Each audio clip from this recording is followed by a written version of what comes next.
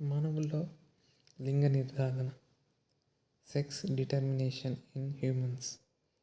లింగ నిర్ధారణ అంటే ఒక జీవి స్త్రీగా లేదా పురుషునిగా లేదా ఉభయలింగ జీవిగా కానీ కారణమైన కారకాలను వివరించే అంశమే లింగ నిర్ధారణ. మానవుల్లో లింగ నిర్ధారణ ఫలదీకరణ సమయంలోనే జరుగుతుంది. మానవుల్లో మొత్తం క్రోమోజోమ్ల సంఖ్య 23 జతలు అనగా 46 క్రోమోజోములు ఉండడం జరుగుతుంది. అవి 2 రకాలుగా విభజించడం జరిగింది. అవి ఒకటి ఆటోజోమ్లు లేదా వీటిని శారీరక క్రోమోజోమ్లు అని, నెక్స్ట్ రెండవది అల్లోజోమ్లు లేదా వీటినే లైంగిక క్రోమోజోమ్లు సెక్స్ క్రోమోజోమ్స్ అని విభజించడం జరిగింది.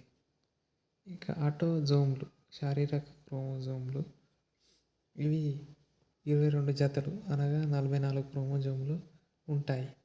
వీటి యొక్క పని ఏంటంటే మన శరీరం యొక్క నిర్మాణం, మన ఎత్తు, మన బరువు, మన కంటి యొక్క రంగును, మెదడు అభివృద్ధి వంటి సాధారణ లక్షణాలను ఈ ఆటోజోమ్లు నియంత్రించడం జరుగుతాయి.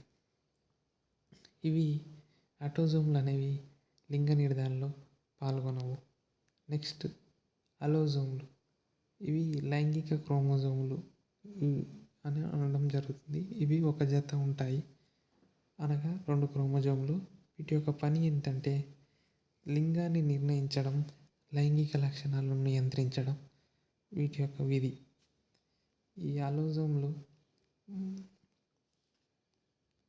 మానవుల్లో లైంగిక క్రోమోజోమ్ల ఏర్పాటు అనేది స్త్రీలలో XXగా, పురుషుల్లో XYగా ఉండడం జరుగుతుంది. లింగ నిర్ధారణలో ముఖ్య పాత్ర పోషించే క్రోమోజోము Y అనే క్రోమోజోము. ఎందుకు అంటే స్త్రీ అండం ఎప్పుడు X క్రోమోజోమ్ మాత్రమే విడుదల చేయడం జరుగుతుంది. పురుషుని శుక్రకణాలు 2 రకాలుగా ఉంటాయి. ఒకటి X శుక్రకణం, రెండోది Y శుక్రకణం. మన ఫలదీకరణ సమయంలో శుక్రకణం X, అండం X, ఫలితంగా XX అనే స్త్రీ జీవి పుట్టడం జరుగుతుంది. అదే శుక్రకణం Y అండంతో Xతో ఫలదీకరణ చెందినప్పుడు XY అనే పురుష జీవి ఉత్పత్తి కావడం జరుగుతుంది. కాబట్టి పిల్లల లింగానికి కేవలం కారణం తండ్రి మాత్రమే. లైంగిక క్రోమోజోమ్ల ఆవిష్కరణ.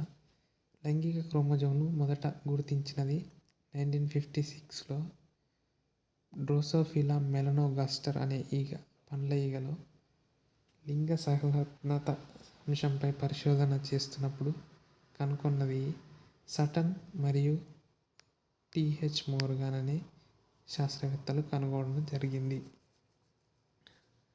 ఇక ప్లియోట్రోపీ అనగా ఒకే జన్యువు అనేక దృశ్యరూప లక్షణాలపై ప్రభావం చూపితే దాన్ని ప్లియోట్రోపీ అంటారు.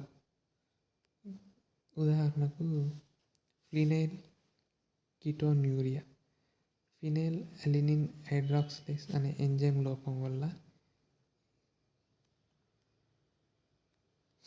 ఇది కలుగును. దీని యొక్క ప్రభావాలు మానసిక వికాస లోపం కలిగి ఉండడం, చర్మం రంగులో మార్పులు, మెదడు దెబ్బతినడం ఇలాంటి ప్రభావాలు ఫినైల్ కీటోన్యూరియాలో ఉండడం జరుగుతుంది. ఇక ఇతర ఉదాహరణలు cystic fibrosis or sickle cell anaemia వంటి లక్షణాలు కనిపిస్తాయి. ఒకే జన్యువు అనేక సమస్యలను కలిగించడం జరుగుతుంది. ఇక బహయుగ్మ వికల్పకాలు మల్టీ అలెలెస్ ఒక జన్యువుకు సంబంధించిన 2 కన్నా ఎక్కువ యుగ్మ వికల్పాలు ఒకే జన్యు లోకస్ వద్ద ఉండడాన్ని బహుయుగ్మ వికల్పాలు అని అనడం జరుగుతుంది. ఉదాహరణకు ABO రక్త వర్గాలు, యుగ్మ వికల్పాలు IA, IB, IO.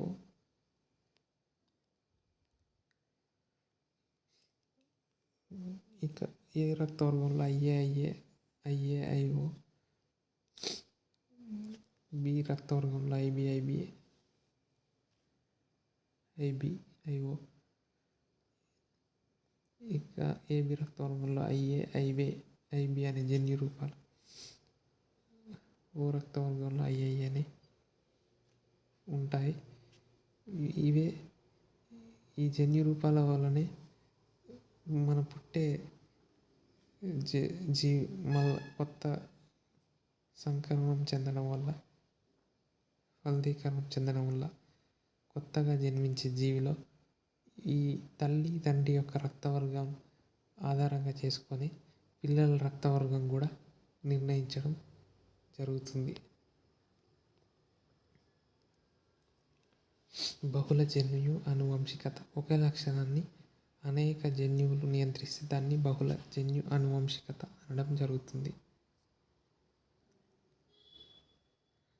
మానవ చర్మం రంగు, ఎత్తు, బరువు ఇవన్నీ కూడా. ఇక పార్థినోజెనిసిస్, లింగ నిర్ధారణ. మగజీవులు ఫలదీకరణ చెందకుండా ప్రత్యక్షంగా ఏర్పడడాన్ని పార్థినోజెనిసిస్ అంటారు. ఫలదీకరణ జరగకుండా అండాభివృద్ధి చెంది జీవం ఏర్పడడాన్ని పార్థినోజెనిసిస్ అని అనడం జరుగుతుంది. ఇది ఎక్కువగా తేనెటీగలు, చీమలు, కందిరీగల్లో కనిపించడం జరుగుతుంది. తేనెటీగలు లింగ నిర్ధారణ అనేది హ్యాప్లోడిప్లాయిడ్ విధానంలో జరుగుతుంది.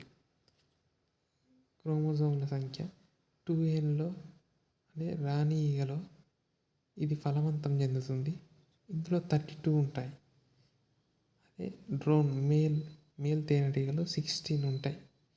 ఈ 32 అనేవి 16గా విభజించబడి ఒక మగజీవి ఏర్పడి ఇంకొక డ్రోన్ మగ ఈగ యొక్క 16తో కలిసి మొత్తం 32గా ఏర్పడి ఆడజీవి జన్మించడం జరుగుతుంది. ఫలదీకరణ చెందిన అందం అనేది స్త్రీ అండం.